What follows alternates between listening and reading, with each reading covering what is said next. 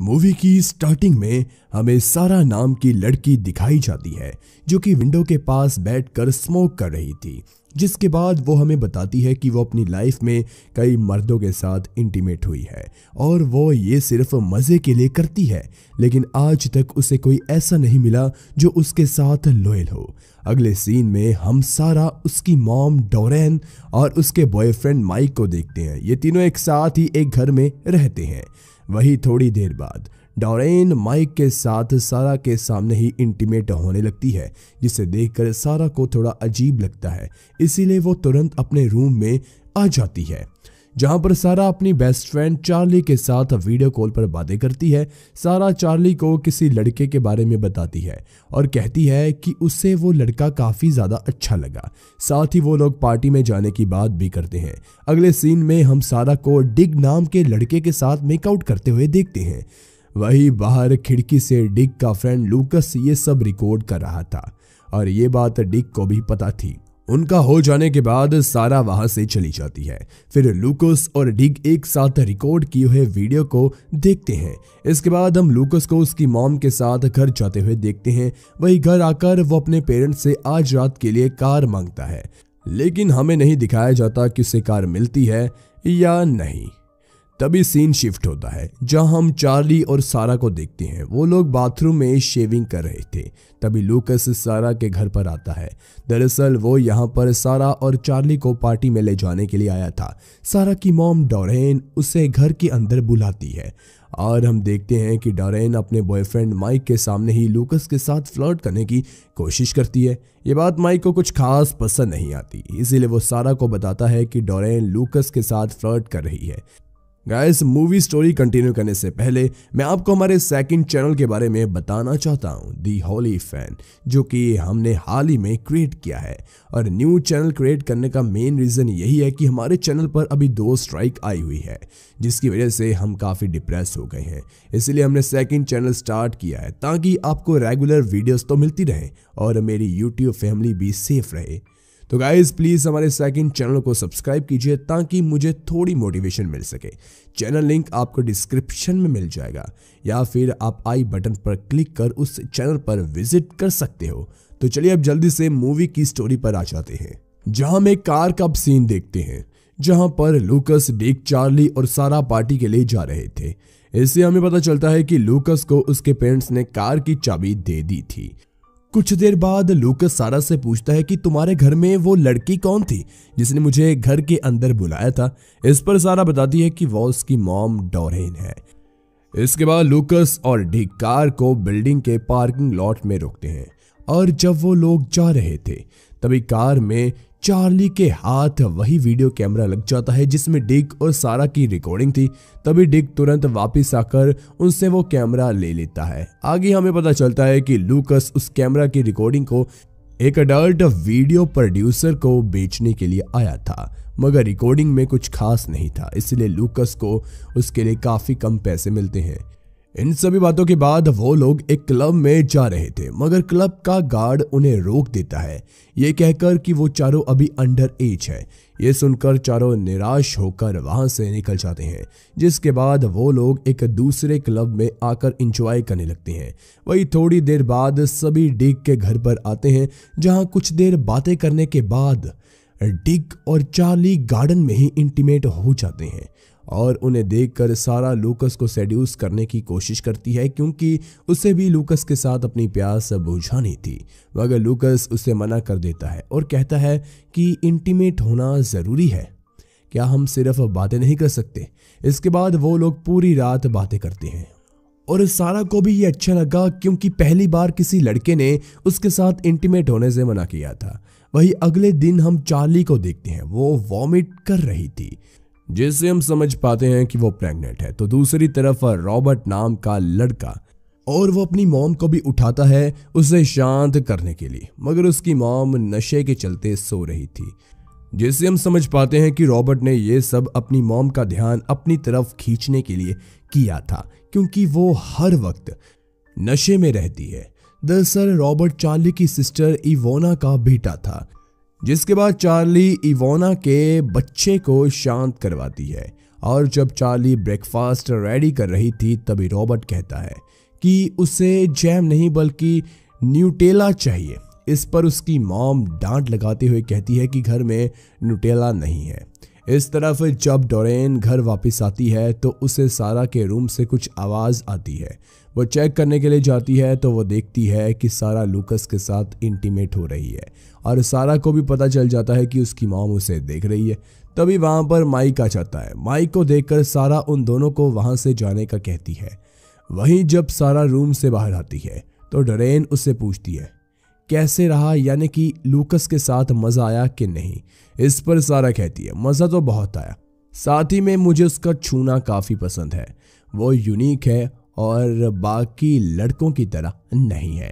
तभी लूकस बाहर आता है कॉफ़ी पीने के लिए, जिसे देखकर डोरेन सारा से कहती है लूकस काफ़ी ज़्यादा हैंडसम है और क्या तुम उसे मेरे साथ शेयर करोगी। इस पर सारा साफ साफ मना कर वहाँ से चली जाती है, जिससे डोरेन को थोड़ा गुस्सा आता है। गाइज ये सब देखकर हम समझ पाते हैं कि सारा और डोरेन एक दूसरे के साथ काफ़ी ओपन होकर सब बातें शेयर करते हैं। अगले सीन में हम चार्ली और सारा को एक साथ देखते हैं, जहां पर चार्ली सारा को बताती है कि वो प्रेग्नेंट है। जिसके बाद दोनों मॉल की एक शॉप में काफ़ी ज़्यादा मस्ती करते हैं और फिर कुछ अंडरवेयर्स भी ट्राई करते हैं, जिसमें वो न्यू अंडरवेयर्स पहनकर पुरानी अंडरवेयर को शॉप के डस्टबिन में फेंक देते हैं। दूसरी तरफ चार्ली के घर इवोना का हस्बैंड उससे मिलने के लिए आता है, मगर इवोना उसे घर के अंदर नहीं आने देती। जिस पर उसका हस्बैंड कहता है कि मुझे एक वेयरहाउस में जॉब मिल गई है और अब मैं तुम लोगों का अच्छे से ख्याल रख सकता हूं, तो प्लीज मुझे अंदर आने दो। मगर इवोना उसकी एक नहीं सुनती और उसे बाहर से ही वापस भेज देती है। वही रॉबर्ट ये सब सुन रहा था और उसे अपने डैड से मिलना था, क्योंकि इवोना उनका ठीक से ख्याल नहीं रखती थी। जिसके बाद रात हो जाने पर रॉबर्ट घर से बाहर आता है, जहां पर उसे अपने डैड का रखा हुआ सामान मिलता है, जिसमें न्यूटेला भी शामिल था, जिसे रॉबर्ट लेकर कहीं निकल जाता है। आगे हम चार्ली और सारा को देखते हैं। चार्ली एक बार फिर सारा को अपनी प्रेगनेंसी वाली बात बताती है और ये भी कि उसे नहीं पता कि इस बच्चे का डैड कौन है, क्योंकि वो कई मर्दों के साथ सो चुकी है और अब वो डैड ढूंढना चाहती है जो कि उसे और बच्चे को ठीक से संभाल सके।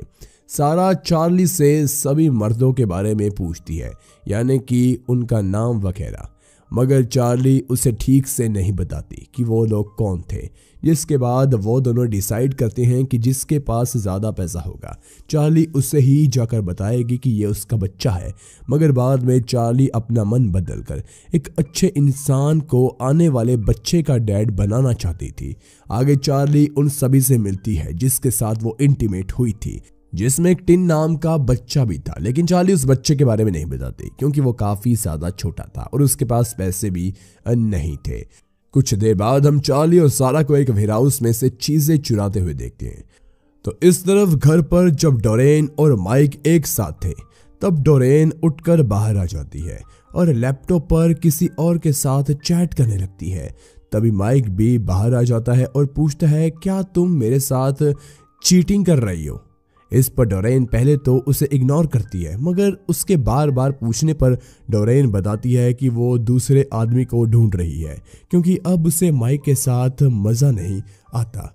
वो पहले बेड पर काफ़ी अच्छा परफॉर्म करता था, मगर अब वो पहले जैसा बिल्कुल भी नहीं है, जिसके कारण दोनों के बीच बहस तो हो ही जाती है और डोरेन गुस्से में आकर माइक को उसके घर से चले जाने के लिए कहती है। माइक भी काफी गुस्से में था, इसीलिए वो वहां से चला जाता है और ये सब सारा देख रही थी। जिसके बाद वो डोरेन के पास आकर उसे शांत कराती है और कहती है तुम्हें अपने मूड को ठीक करने के लिए मेरे साथ पार्टी में चलना चाहिए। इधर चार्ली कादिर नाम के आदमी से मिलने के लिए आती है, मगर उसे देखकर हम समझ पाते हैं कि वो काफी ज्यादा नशा करता है, इसलिए चार्ली उसे बच्चे के बारे में नहीं बताती। जिसके बाद वो दोनों कादिर के कार में ही इंटीमेट होते हैं। आगे चार्ली सारा को कॉल कर कहती है कि वो आज कादिर से मिली, लेकिन वो भी बच्चे संभालने के लायक तो नहीं है। वो ये भी कहती है कि वो आज रात होने वाली पार्टी में नहीं आ पाएगी, क्योंकि उसे और भी लोगों से मिलना है। इसके बाद हम पार्टी का सीन देखते हैं जहां पर सभी लोग काफी ज्यादा एंजॉय कर रहे थे। वहीं पर सारा लूकस को पैशनेटली किस कर रही थी। सारा के कहने पर डोरेन भी पार्टी में आ जाती है और अपना गम भूलकर काफी ज्यादा एंजॉय करती है। आगे हम चार्ली को एक क्लब में आते हुए देखते हैं। वो यहाँ पर अगले आदमी से मिलने के लिए आई थी। तभी हम देखते हैं कि वो अगला आदमी कोई और नहीं बल्कि माइक था। ये देखकर हम समझ पाते हैं कि चार्ली ने सारा को सभी लोगों के नाम क्यों नहीं बताए, क्योंकि माइक तो सारा की मॉम का ही बॉयफ्रेंड था। आगे माइक चार्ली से कहता है कि मैं तुमसे काफ़ी ज़्यादा प्यार करता हूँ और तुम्हारे साथ रहना चाहता हूँ, लेकिन चार्ली ऐसा नहीं चाहती थी, इसीलिए वो उठकर वहाँ से निकल जाती है। वही बाहर आने पर माइक चार्ली को समझाने की कोशिश करता है कि वो उसका पूरा ध्यान रखेगा। तभी वहाँ से एक शूटिंग स्टार गुजरता है, जिसे देखकर माइक चार्ली को कहता है उसने शूटिंग स्टार से हमारे 2 बच्चे हो ऐसी विश मांगी। इस पर चार्ली कहती है कि तुम्हारी विश कभी पूरी नहीं होगी, क्योंकि विश मांगने के बाद उसे किसी को बताया नहीं करते। वही पार्टी में जब सारा और लूकस इंटीमेट हो रहे थे, उनके रूम में डोरेन आ जाती है और उन्हें ज्वाइन करने की कोशिश करती है। ये बात पहले तो सारा को काफ़ी अजीब लगती है, लेकिन वो डोरेन को नहीं रोक पाती और फिर तीनों एक साथ इंटीमेट हो जाती हैं। अगले दिन हम लूकस को एक बस स्टॉप पर बैठे हुए देखते हैं। उसके पास वही कैमरा था जिससे हमें पता चलता है कि रात में उसने सारा और डोरेन के साथ जो कुछ भी किया उसे कैमरे में रिकॉर्ड कर लिया था, ताकि वो उसे अच्छी कीमत पर बेच सके। लेकिन रिकॉर्डिंग देखने के बाद उसका मन बदल जाता है और फाइनली वो उस रिकॉर्डिंग को डिलीट कर देता है। इसके बाद हम सारा को देखते हैं। वो हमें बताती है कि वो ये सब करना नहीं छोड़ेगी, क्योंकि उसे इससे खुशी मिलती है और वो ये सब तब तक करेगी जब तक उसे कोई अच्छा आदमी नहीं मिल जाता। और फिर इसी के साथ हमारी मूवी खत्म होती है। गाइस, मूवी में चार्ली के बारे में नहीं दिखाया गया उसे अपने बच्चे के लिए परफेक्ट डैड मिला या नहीं। ये चीज हमें मूवी के नेक्स्ट पार्ट में देखने को मिल सकती है। वीडियो में बस इतना ही। मूवी नेम आपको मिलेगा डिस्क्रिप्शन में, और वीडियो पसंद आई हो तो लाइक करें, चैनल को जरूर सब्सक्राइब कीजिए। मिलते हैं एक और अलग वीडियो के साथ। Thanks for watching.